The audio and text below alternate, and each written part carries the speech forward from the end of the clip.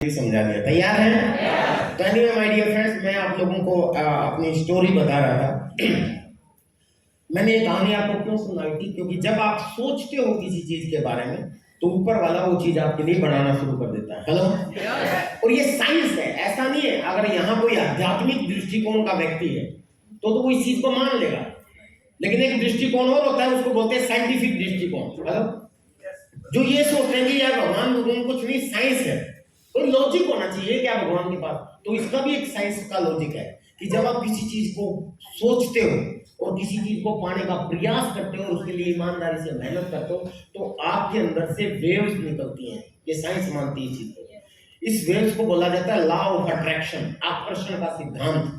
और वो उस चीज को आकर्षित करती है जिन चीजों को आप पाना चाहते हो, लेकिन उसके अंदर ईमानदारी का प्रयास होना चाहिए। हेलो, तो साइंस भी इस चीज को मानती है और आध्यात्मिक दृष्टिकोण को भी ये बात मानते हैं। समझ गया तुम लोग?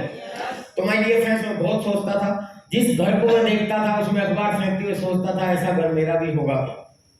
तो ऊपर वाले ने निर्माण शुरू कर दिया। हेलो, किसी घर में एक गाड़ी खड़ी दिखती थी, कभी मैं गाड़ी के नीचे से अखबार फेंकता था, कभी ऊपर से अखबार फेंकता था और सोचता था हाय गाड़ी, आगे चला जाता था। फिर किसी घर में दो दो गाड़ी खड़ी होती थी, मैं सोचता पत्नी की अलग, पति की अलग, क्या शानदार है यार, और अखबार फेंक के आगे चला जाता था। कुल मिला के सर मेरा काम चलता रहा। 8वीं 9वीं 10वीं लगभग 3 साल मैंने खूब मेहनत की। 11वीं क्लास में जब मैं हुआ तो मैं स्पोर्ट्समैन हूँ, कराटे खेलता था मैं। नेशनल प्लेयर रहा हूँ, इंटरनेशनल में सिलेक्शन हुआ है, लेकिन पैसे की कमी की वजह से विदेश नहीं जा पाया, क्योंकि खिलाड़ी होना ही, अच्छा खिलाड़ी होना इम्पोर्टेंट नहीं है, बाहर जाने के लिए आपको पैसा भी चाहिए। तो मैं विदेश नहीं जा पाया, लेकिन इंटरनेशनल में मेरे कई बार सिलेक्शन हुए। मेरे क्लब का मैं बहुत अच्छा खिलाड़ी था, पूरे हरियाणा पंजाब नॉर्थ में मेरे सामने कोई नहीं टिकता था। बहुत से लोगों के दांत तोड़े मैंने और बहुत से तुड़वाए गए मैंने। अगले 2 नकली है मैंने कईयों ने मेरे भी तोड़े, ऐसी बात नहीं, सिर्फ तोड़े तुड़वाए भी है। तो कुल मिला के मेरे गुरुजी का अच्छा खिलाड़ी था मैं। तो मेरे गुरुजी ने कराटे का सेंटर खुलवा दिया मेरा। 11वीं क्लास में बच्चों को कराटे सिखाना शुरू कर दिया मैंने, और उससे मैं पैसे लेता था और अपनी पढ़ाई पूरी करता था। ग्रेजुएशन करने के लिए एमडी यूनिवर्सिटी में चला गया, वहाँ बच्चों को कराटे सिखाता था, मासिक में फीस लेता था, मेरी पढ़ाई का खर्चा पूरा हो जाता था। इंजीनियरिंग करने के लिए दिल्ली चला गया, 3 साल में दिल्ली में रहा। लोधी कॉलोनी में हर रोज शाम को कराटे की क्लास होती थी, और उससे 14 किलोमीटर दूर संगम विहार नाम की एक जगह है, आप में से बहुत से लोग जानते हो। संगम विहार में रतिया मार्ग है, रतिया मार्ग पे केएसके एकेडमी पब्लिक स्कूल है आज भी। उस स्कूल में मैं बच्चों को कराटे सिखाने के लिए जाता था, 14 किलोमीटर दूर, उसी किस्तों में ली हुई साइकिल पर।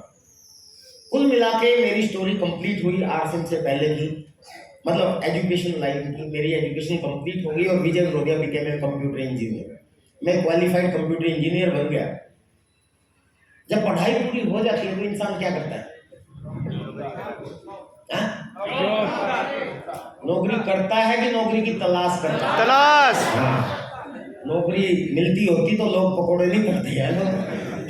अभी एक बहुत पॉपुलर एमबीए चाय वाला सुना होगा आपने?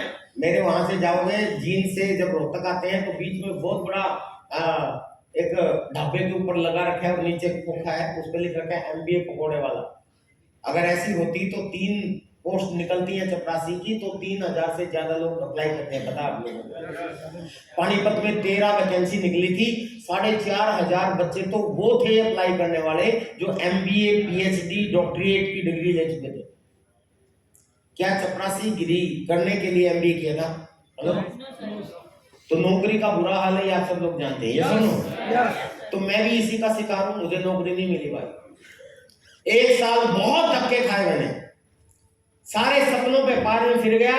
मुझे लगा कि जो मुझे आज तक बताया गया है सब झूठ है, कि पढ़ लिख लो और कामयाब हो जाओगे।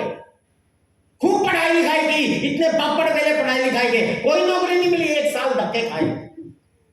पढ़ाई लिखाई होने से सही क्या है गलत क्या है इसकी समझ जरूर आती है, लेकिन पढ़ाई लिखाई होने से कामयाबी नहीं मिलती। ये मेरा पर्सनल अनुभव है, और आज तक का अनुभव अगर मिला के देखूं तो पढ़ाई लिखाई से इंसान कामयाब नहीं होता, इंसान कामयाब होता अपने अंदर की आग से। कामयाबी के लिए आग रखता है। तैयार हैं? 1 साल नौकरी के लिए धक्के खाए सर, नहीं मिली। पापा जी का एक दिन फोन आया, रोने लग गया मैं, क्योंकि बड़ी गरीबी देखी है। मैंने पापा जी से कहा, रोते रोते कि नहीं मिली तो ये मुझे कब तक ढूंढोगे, आ जाओ कोई बात नहीं, मेरे पास 2-1 लाख रुपए हैं, अपना ही काम शुरू कर लेना। क्योंकि जब आदमी को नौकरी नहीं मिलती तो क्या करता है, अपना ही काम शुरू करता है। मैंने भी सोचा चलो अपना काम धंधा शुरू कर लेंगे भाई, चलो अपने बैक टू पवेलियन घर जाते हैं। दिल्ली छोड़ के वापस घर पहुंचा, 2 लाख रुपए पापा जी से लिए, 2 लाख रुपए कर्ज लिया और एक पार्टनर ढूंढा। और मैंने सोचा अपना कोई काम शुरू करता हूँ, क्योंकि जब नौकरी नहीं मिलती तो अपना इंसान अपना ही काम शुरू करता है। ये सुनो, या तो ऐसे बहुत बड़ा होटल बनाएगा, या इंडस्ट्री लगाएगा, या पेट्रोल पंप खोलेगा, या दुकान खोलेगा, या रेडी लगाएगा, या रिक्शा चलाएगा, depend upon the size of his family को, उसका पैसे का बैकग्राउंड कैसा, उसी हिसाब से वो अपना काम तय करता है। ये सुनो, मेरे पास पैसा नहीं था, रिक्शा में चलाना नहीं चाहता था, इसलिए कर्ज मिल गया 2 लाख किसी तरीके से। पापा का फेस वैल्यू ठीक थी, 2 लाख रुपए पापा जी की जीवन भर की कमाई थी वो लगा दी, एक पार्टनर ढूंढा और एक कंप्यूटर का सेंटर लगा दिया। एक कराटे का हुनर था, एक कराटे का सेंटर खोल दिया। सुबह 5 बजे, ये आरसीएम से पहले का जो मेरा काम है वो जान लीजिए, सुबह 5 बजे आपका ये दोस्त विजय नोटिया ग्राउंड में पहुंच जाता था बच्चों को कराटे सिखाने के लिए, और 8 बजे मुझे कराटे की क्लास लेने के लिए कंप्यूटर सेंटर में खड़ा हो जाना पड़ता था। रात के 8 बजे तक बच्चों को कंप्यूटर सिखाता था, समय नहीं था मेरे पास। आज बहुत से लोगों को जब हम आरसिंह के बारे में बताते हैं तो मैक्सिमम लोग एक बहाना बनाते हैं, समय नहीं। हेलो, बिजी हैं।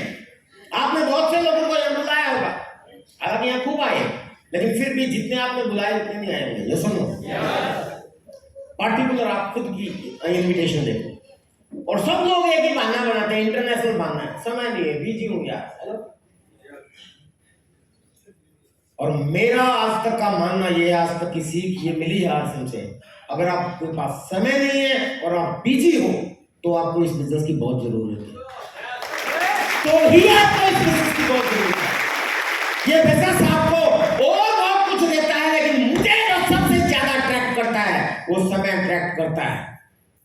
मेरी प्रोग्राम में सबसे ज्यादा महत्व मैं किसी चीज को देता हूं इस बिजनेस की कारण, तो मैं अपने समय की को देता हूं। मैं हमेशा बोलता हूं, आज विजय विरोधिया का समय किसी बॉस के हुक्म का गुलाम नहीं है। ये चीज इस बिजनेस से मुझे सबसे बड़ी मिली, सबसे बड़ी मिली। मैं बहुत बोलता हूं हर सेमिनार में, जिन्होंने मुझे पहले सुना है, ये मेरा एक बिल्कुल नेचुरल, हमेशा एक परमानेंट और मोस्ट पॉपुलर डायलॉग है। ठीक है, आरसिंह से पैसा मिलता है, ठीक है, पहचान मिलती है, ठीक है, सम्मान मिलता है, सामाजिक दायरा मिलता है, स्वास्थ्य मिलता है, सब कुछ मिलता है, लेकिन सबसे ज्यादा जो मुझे अट्रैक्ट करता है, जिसने सबसे ज्यादा मुझे प्रभावित किया, वो समय मिलता है। क्यों? क्योंकि मेरी लाइफ में समय की बहुत ज्यादा कमी थी। सुबह 5 बजे मुझे ग्राउंड में पहुंचना पड़ता था, उसके लिए मुझे 4-4:30 बजे उठना पड़ता था। अगर मैं ग्राउंड में टाइम पे नहीं पहुंचता तो मेरे कराटे वाले बच्चे मुझे छोड़ के भाग सकते थे। मेरे पास फीस कम आती, ये सुनो, और 8 बजे मुझे कंप्यूटर सेंटर में बैठना पड़ता था। 5 से लेके 7 बजे तक कराटे की क्लास, 7 बजे भागा आता था, जल्दी जल्दी नहाता था, जल्दी जल्दी खाता था और जाके बैठ जाता था। ढंग से नहाने का और ढंग से खाने का टाइम नहीं था। रात के 8 बजे कंप्यूटर सेंटर बंद करता था, वापस जाता था, जल्दी जल्दी खाता था और जल्दी से सो जाता था, क्योंकि सुबह 4 बजे फिर उठना होता था।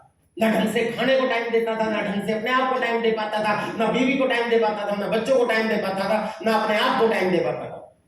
समय नहीं था मेरे पास। लेकिन आज मुझे गर्व है इस आरसिंह बिजनेस के ऊपर। आज मेरा समय किसी बॉस के हुक्म का गुलाम नहीं है।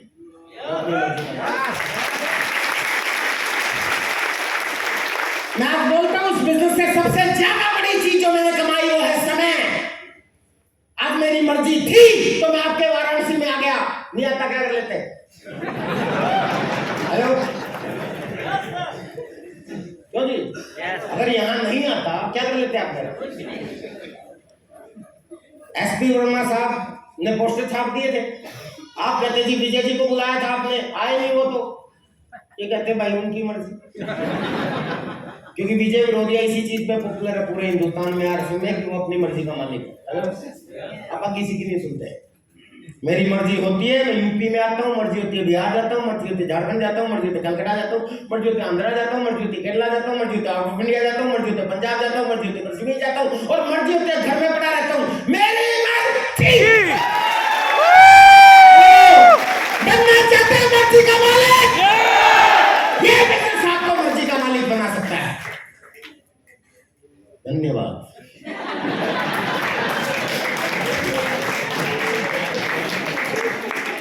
सर मेरा बड़ा ख्याल रखते हैं। इनको दिख रहा है कि इंजन गर्म होने लगा।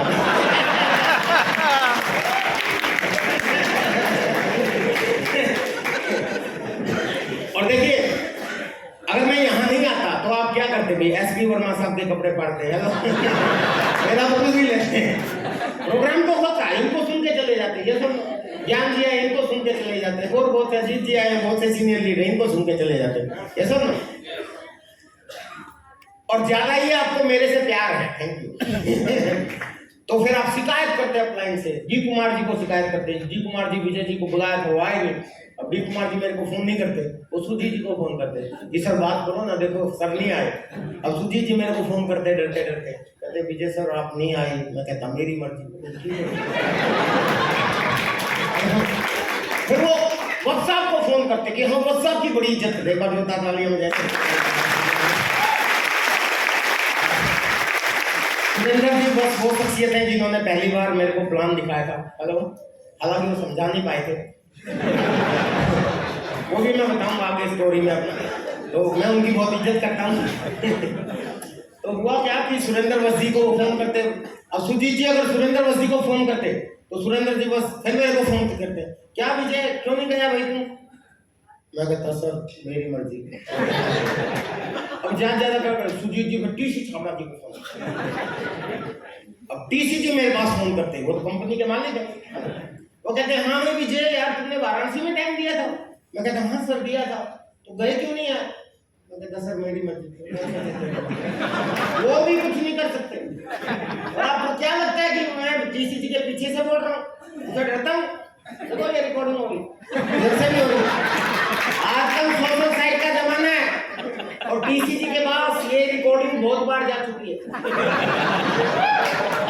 वो मेरे को बहुत बार कहते हैं यार मुझे तू क्यों मेरी बेइज्जती करता है?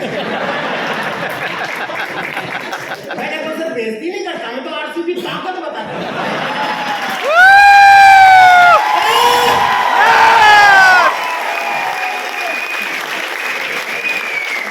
और एक बार तो लाइव पल्ले पड़ गए थे मुझे। ये 70वीं एनिवर्सरी का टाइम था, बहुत से लोग भगा होंगे। पटना श्री कृष्ण मेमोरियल हॉल में प्रोग्राम था। टीसी जी भी आए हुए थे, ऐसे बैठे हुए टीसी जी, और मैंने यही डायलॉग बोल दिया एनिवर्सरी में, यार मेरा तो मेरी बॉस के हुक्म का गुलाम नहीं है, मेरी मर्जी होती है यहाँ आता हूँ, मेरी जो घुमा देता हूँ, मेरी मर्जी होती है ये करता हूँ, मेरी मर्जी होती है ये करता हूँ, मर्जी तो घर में पड़ा रहता हूँ, मेरी मर्जी। और यूं करके मैंने टीसी जी की तरफ देखा, टीसी जी ने ये तरफ देखते थे, हाँ बेटा तेरी मर्जी।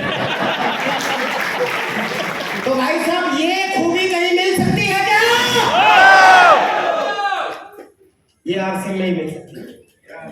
और अगर मैं यहाँ नहीं आता तो मुझे पता है भाई पीएम सिटी है, आप लोगों की पहचान मोदी तक भी होगी। तो ज्यादा से ज्यादा आप क्या करते? मोदी जी को फोन लगाते कि विजय विरोधिया जी ने टाइम दिया था वो आए नहीं, खींचो उनको, क्यों नहीं आए? अब मोदी जी को इतना टाइम नहीं है कि वो वैसे बात करें, और कर भी दें तो उनको भी मैं कह दूंगा मेरी मर्जी, आजाद देश में रहता हूँ। तो ये खूबी जो है ना सर, इस मेरे इस एक डायलॉग से एक चीज समझिए, ये जो खूबी है ना सर, मैं कोई घमंड में बात नहीं कर रहा हूँ, आपको समझाना चाहता हूँ कि समय ही धन है। और आज हम इस दुनिया में आए हैं तो समय के अनुसार अपना जीवन जीने के लिए आए हैं, काटने के लिए नहीं आए हैं। और यहाँ जितने भी लोग हैं, मैक्सिमम पीपल्स, सॉरी टू से, आप सब लोग अपनी जिंदगी जी नहीं रहे हैं, काट रहे हैं। हेलो, किसी से भी पूछ लो क्या हाल है, ठीक ही है, कट रही है, कैसा चल रहा है, तो यही जवाब आएगा। यस, गुजर रही है, धंधा कैसा है, मंदा है, मतलब किसी से भी पूछ लो, 100 लोगों से पूछोगे तो 99 जवाब यही आएंगे। कोई नहीं कहेगा मजा आ रहा है, कोई नहीं कहेगा आर से वालों को छोड़ दिया। Yes yes. तो ये चीज जो है ना सर, सबसे बड़ी चीज है। अगर आपके पास समय नहीं है और आप अगर बिजी हो तो आपको आर सिंह की बहुत जरूरत है। यही आपको आ जाता है। तो यहां मेरे अनुभव के आधार पे एक चीज और मैं आपको बता दूं, खासकर इस दुनिया के सबसे ज्यादा असफल लोग कौन है? वो जो अपने आप को सफल मानते हैं, मैंने बोला था। और उनमें सबसे बड़ी तादाद पता है किन लोगों की है? नौकरों की। अगेन सॉरी टू, कई लोग मेरे से नाराज हो जाते हैं। जो लोग सर्विस पा गए, खासकर सरकारी, वो तो अपने आप को ये समझते हैं, तो माफ करना, हमारे बीच में बहुत से लोग होंगे। एसपी वर्मा साहब माफी चाहता हूं, छोड़ दिए लेकिन सच्चाई देखिए, मैं दोबारा से कान पकड़ के माफी मांग रहा हूँ, वैसे भी माफी नहीं मांग रहा। अगर आपको मेरी बात बुरी लगे, पर ये मेरा जाति मामला और सही मतलब मेरी पर्सनल ओपिनियन है। सच्चाई ये है सर कि जो नौकरी प्राप्त कर लेता है ना, मैक्सिमम एक्सेप्शन केसेस एवरीवेयर। अगर आप सरकारी जॉब में हैं तो आप अगर यहाँ बैठे हैं तो सीधी सी बात है, उस आम आदमी से तो बहुत आगे हो आप, ये सब कि यहाँ आए हो आप तो कुछ सीखना चाहते हो तभी तो आए हो। अदरवाइज तो मैक्सिमम लोगों का नाम इतना लंबा होता, मैं डॉक्टर, इंजीनियर, मैं टीचर, मैं मास्टर, ये सब रहते नहीं रहता, तो सुनना ही नहीं चाहते। और यही उनको सबसे ज्यादा पीछे रखने में मददगार है, ये सब मददगार है। मेरे को तो सर नौकरी वालों को देखने से, माफ करना, पर ऐसा लगता है कि जरूर इस बेचारे ने पिछले जन्म में कुछ बुरे कर्म किए, इसीलिए छोड़ दिया मैं भी। कई लोगों को बुरा लगेगा, पर मैं फिर कान पकड़ के माफी मांग रहा हूं, ऐसे माफी नहीं मांग रहा। थोड़ा समझने की कोशिश करें क्यों लगता है, मैं लॉजिक समझाऊंगा। क्योंकि नौकरी करने वाला जो भी आदमी है, नौकरी का मतलब क्या है? नौकरी, नौकरी करने वाला कौन हुआ? नौकर। नौकर हुआ। और नौकर बन के हमारी नाक लंबी, तो मतलब दुर्भाग्य ही नहीं हो गया। और मैं आपको बताऊं, आप ऐसे देश में हो, भारत में, हमें गर्व है। एक बार जोरदार तालियां बजाइए। आप जिस देश के रहने वाले हो ना सर, इस देश में नौकरियों को कतई भी लाइक नहीं किया जाता था। अपने दादा परदादा से पूछ के देखना, अगर कोई व्यक्ति नौकरी लेने के लिए भी जाता था, सरकारी वाले क्यों ना हो, उसके पापा जी दादाजी उसको डांटते थे, चल खेतों में काम कर। ये सुनो, ये सच्चाई है। लेकिन जब अंग्रेज भारत में आए, जब इन्होंने डेवलपमेंट शुरू किया, ट्रेन चलाई, पोस्ट ऑफिस बनाए और भी बहुत से काम शुरू किए, तो इनको नौकरों की जरूरत थी। लेकिन भारतीय, हमारे भारतीय इतने जबरदस्त थे कि उनको नौकर बनना पसंद ही नहीं था। तो मैंने भी पढ़ा है, आपने भी पढ़ा है, नहीं याद हो तो दोबारा याद दिला रहा हूं। तो लॉर्ड मैकाले का एजुकेशन सिस्टम पद्धति लागू की गई। यहाँ लॉर्ड मैकाले को बुलाया गया। उसका उद्देश्य ये था कि भारतीय लोगों को ऐसी शिक्षा दो ताकि वो नौकर बनने के लिए तैयार हो जाए। और वही एजुकेशन सिस्टम आज तक है, और उसी एजुकेशन सिस्टम का प्रोडक्ट मैं भी हूं। तो मैं आपसे अलग नहीं हूं, क्योंकि एक साल मैंने भी नौकर बनने का प्रयास किया है। लेकिन नौकरी मिलती है टॉप पर लोगों को, ये सुनो, क्योंकि नौकर तो अच्छे चाहिए। आम नौकर तो किसको चाहिए नहीं, हाईली क्वालिफाइड चाहिए। तो मैं था एवरेज, टॉपर नहीं था। और आज गर्व होता है, खुशी होती है, भगवान का शुक्र है मैं टॉपर नहीं था। टॉपर होता तो कहीं नौकर होता। और ऐसा नहीं है कि मैं सिर्फ आपको बता रहा हूं सर, मेरे परिवार में, मतलब बुरा ना माने, मैं फिर कान पकड़ के माफी मांग रहा हूँ। ऐसा नहीं कि मेरे परिवार में सारे ही मालिक हैं। मेरे पापा जी भी खुद नौकर थे, नौकरी करते थे, गवर्नमेंट जॉब थी उनकी। पहले बिजली बोर्ड में खंबे गाड़ने का काम शुरू किया था जब मैं पैदा हुआ। और जिस समय काम शुरू किया ना, तो मेरे घर में इतनी झगड़ा हुआ था, मेरे दादाजी ने मेरे पापा जी को घर से निकाल दिया था, सिर्फ इस बात पे कि उसने सरकारी नौकरी ज्वाइन कर। ये सच्चाई है सर। और उस जमाने में घर से निकालना कोई बड़ी बात नहीं थी। आजकल के जो बच्चे हैं ऐसे जिनके अब बच्चे होते हैं, वो तो बच्चों को यूं पकड़ के रखते हैं। वो सोचते होंगे यार घर से निकाला कैसे जा सकता है बच्चे को, लेकिन पहले जमाने में खूब होते थे, एक आध को निकाल के देते कोई फर्क नहीं पड़ता जैसे कुटाई भी बढ़िया वाली होती थी। मेरे दादाजी को 9 थे, हेलो 9, और मेरे पापा जी सबसे बड़े, और सबसे बड़ा ही अगर नौकर बनेगा तो फिर जूते खाएगा, हेलो। तो मेरे पापा जी को मेरे दादाजी ने घर से बाहर निकाल दिया, क्योंकि वो खुद फ्रीडम फाइटर थे और वो पसंद नहीं करते थे नौकरी, मजदूरी करना पसंद था उनको, लेकिन नौकरी पसंद नहीं था। ये मेरे परिवार की हकीकत है। और मेरे पापा जी 6-7 पढ़ गए थे कोई, तो किसी ने उनको प्लान दिखा दिया, जैसे आर्ट्स का प्लान दिखाते हैं ना आपको, तो किसी ने प्लान दिखा दिया और मेरे पापा को प्लान समझ में आ गया, क्या? सरकारी नौकरी का प्लान, कि भाई आज तो आसानी से मिल रही है, आने वाले समय में मिलेगी नहीं। और उन्होंने बताया कि आज तो तू मजदूर के रूप में भर्ती होगा, लेकिन आगे प्रमोशन होगी, तेरे को लाइनमैन बना दिया जाएगा, फिर फोरमैन बना दिया जाएगा, तेरी लाइफ ठीक हो जाएगी। पापा जी को समझ में आ गया और पापा जी ने ज्वाइन कर लिया, लेकिन घर छोड़ना पड़ा।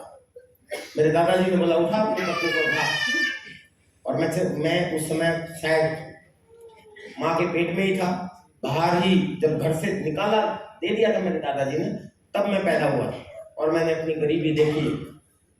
और माय डियर फ्रेंड्स, मैं आप लोगों को कहता हूँ, मेरे पापा जी भी सर्विसमैन थे, मेरी सिस्टर भी ऑफिसर है, वो भी गवर्नमेंट जॉब में है, मेरे जीजा भी गजटेड ऑफिसर हैं, और परिवार में काफ़ी जॉब्स हैं। इसका ये मतलब नहीं है कि मेरे परिवार में जॉब नहीं है इसलिए मैं जॉब वालों की थोड़ी सी धो देता हूँ। मेरे जीजा जी के साथ भी एक दिन मेरा पंगा हो गया था बहुत बड़े वाला, ये और बता दूं फिर मेरी कहानी कंप्लीट करूँगा। तैयार हैं? ये कैसे हुआ? देखिए, जीजा वाला जो होता है ना, वो ऐसा होता है कि जीजा जो है ना, मैक्सिमम लोग, वैसे तो सारे किसी न किसी के जीजा हैं, और सारे किसी न किसी के साले भी हैं, ये सुनो।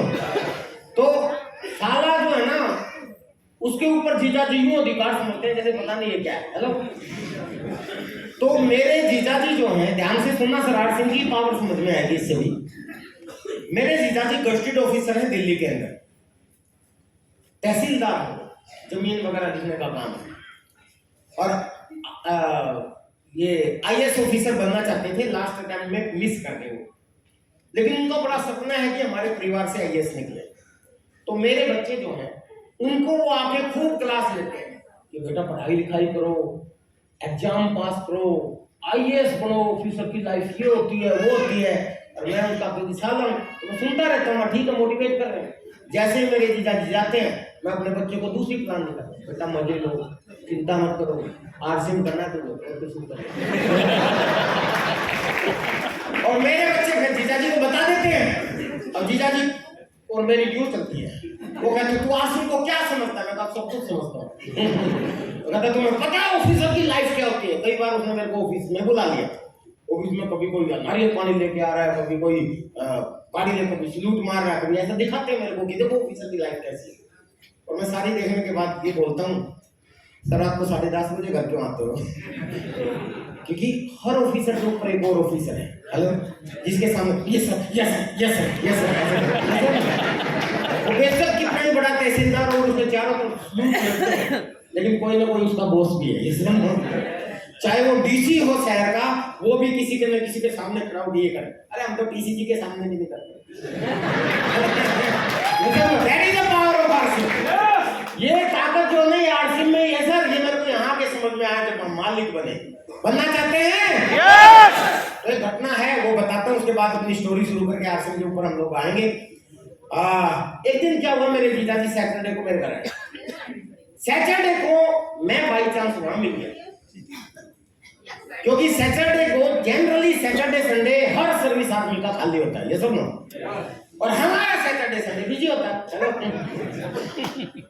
अब मैं सैटरडे संडे को कहीं, जैसे आज संडे आदमी यहाँ हूं, अब वो मेरे घर पहुंच गए मेरे जीजा जी, और वो जब भी आते हैं फिर मेरे बच्चों को उल्टी प्लान दिखाते हैं कि बेटा देखो तुम्हारे पापा तो धक्के खाते हुए फिरते हैं, कब है आज वाराणसी, कभी वहां है, कभी वहां है, कभी वहां है, ऑफिसर की लाइफ बढ़िया, देखो आनंद ले रहे हैं, ऐसे प्लान दिखाते हो। तो एक दिन सैटरडे को मैं मिल गया, विजय यार तू आज मिल गया, आज पार्टी करेंगे, मजा आ गया, कहीं तो जिंदगी खराब है, पता नहीं कहां का भटकता फिरता है। अब वो जीजा है इसलिए मैं कुछ बोल नहीं पा रहा था, लेकिन मेरा उनका मटका भर गया एक दिन, मेरे को गुस्सा आया। मैंने कहा सुनो सुनो, हाँ जीजा जी एक मिनट सुनो, और जो आप बार बार कहते हो ना तुम्हारी जिंदगी खराब है, हम ऑफिसर ही सब कुछ है, मैं कहता हूँ जरूर आपने पिछले जन्म में बुरे काम किए होंगे जो आपको ये क्या हुआ, ये क्या हुआ, ये क्या मतलब हुआ। अब चिढ़ गए जीजा, जीजा को ऐसे बात बोलोगे चिढ़ेगा नहीं। ये क्या मतलब हुआ, पता है क्या होता ऑफिसर, तुम कभी मेरे ऑफिस में जाके देखो, लोग सल्यूट मारते हैं, गाड़ी मिली हुई मुझे लाल बत्ती चलती है। फिर मैं बोला चलो अगर पावर है ना तो हाँ सुनो, ये क्यों कहा उसने वो भी बता दो। सैटरडे को मैं मिला कि पार्टी करते हैं, तो मैंने बोला सॉरी जीजा जी, कल सुबह की मेरी फ्लाइट है, कलकत्ता में प्रोग्राम है। तो बोल देख मैंने कहा तेरी जिंदगी खराब है। तो इसके बाद में मेरे को गुस्सा आ गया, तो मैंने उनको कहा अच्छा अभी अभी प्रमाणित करता हूँ कि मेरी जिंदगी बढ़िया कि आपकी जिंदगी बढ़िया। मैंने कहा मेरी कल की फ्लाइट है, हाँ मतलब कैंसिल, मैं नहीं जाता प्रोग्राम लेने, अपनी मर्जी का मालिक हूँ। हेलो मतलब मैं नहीं जाता, आज ही फोन करता हूँ कि सर मैं नहीं आ रहा, किसी और को बुला लो। तो मैं तो किसी और संजय जी इसको एसपी वर्मा सर को फोन कर दूंगा कि सर मैं कलकत्ता नहीं जा पा रहा, आप चले जाओ। वहां कोई मना करेंगे, प्रोग्राम तो होगा, तो मैं विजय विरोधिया की जगह ये बोल देंगे, बस यही तो है ना, आरसीबी तो समझाना। तो मैं कहा कि मैं छुट्टी करता हूँ कल, और चलो दोनों के दोनों चलते हैं स्विट्जरलैंड 2 महीने के लिए।